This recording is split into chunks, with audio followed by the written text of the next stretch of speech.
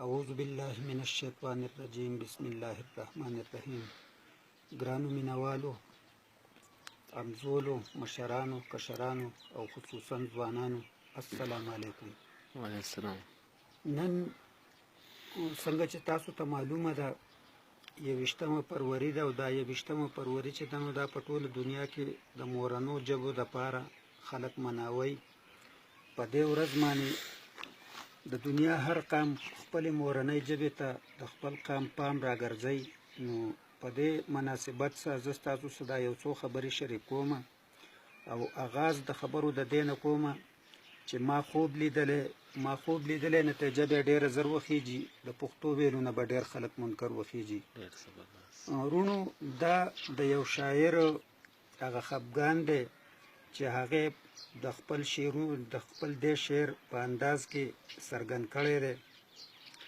هغه موږ له دا دعوت راکوي چې خپله ژبه هیره نه کوي، او که هیر هم کړه نو مطلب دا دی چې ستاسو نه به پښتو هیره شي.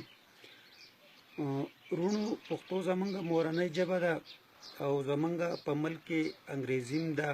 انګریزي هم یو ضروري ژبه ده، ځکه چې د ټولې دنیا کاروبار او بزنس په هغې کې کېږي. نو که موږ انګریزي زده نه کړو نو مطلب دا ده چې بیا هم موږ وروسته پاتې کېږو. اردو زمونږ قومي ژبه ده، د پاکستان کې د رابطې ژبه ده، هغې هم توجه ورکول پکار دي. زه د نورو ژبو مخالف نه یم، خو د پښتو خبره په دې وجه کوم چې موږ پښتانه یو او پښتو زمونږ ژبه ده. خو بدمرغي دا ده چې که نن موږ پښتو لولو نو چې کومه ادبي پښتو ده هغه موږ له نه راځي، پښتو موږ له په لیکلو نه راځي.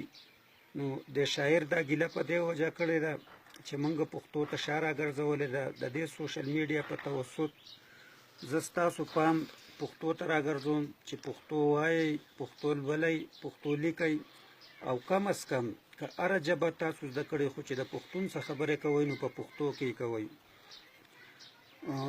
دوستانو چې کم قوم هم خپله ژبه هیره کړې ده نو هغوی د ګمنامۍ ښکار شوي دي، او د هغو په دنیا کې هغه حیثیت ختم شوی دی.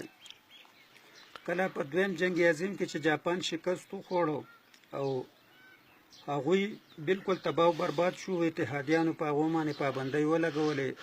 نو هغو د دې یوې خبرې اجازت وغوښته د بین الاقوامي دنیا نه او طاقتونو نه چې یاره زمونږ په قومي ژبه کې به تاسو مداخلت نه کوئ، او زمونږ په تعلیمي نظام کې به مداخلت نه کوئ.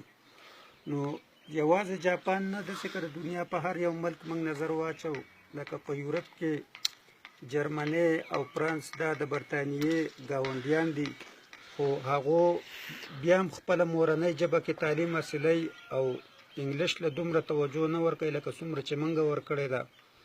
که داسې د دنیا په مخ باندې څومره غټ طاقتونه دي، غټ ملکونه دي یا واړه ملکونه دي، خو د هغو چې تعلیمي نظام دی نو هغه په مورنۍ ژبه کې دی. نو چونکې زمونږ پښتانه خو په دې وخت کې ډېر د بدحالۍ ښکار دي، که بره پښتونخوا ده، که منځنۍ پښتونخوا ده، که خیبر پښتونخوا ده، او که جنوبي پښتونخوا ده، نو هغو د جبر او د جنگ او د جدل ښکار دي، او هغو هیڅ څه ته پام نشته، هغو د روزۍ او د امن په تلاش کې دي. خو بیا هم زه ټولو پښتنو وروڼو ته دا درخواست کوم چې په دې سختو حالاتو کې د هر سره هغو د خپلې ژبې له توجه ورکړي، او چې خپله ژبه زده کړي چې ویلی هم شي او لیکلی هم شي.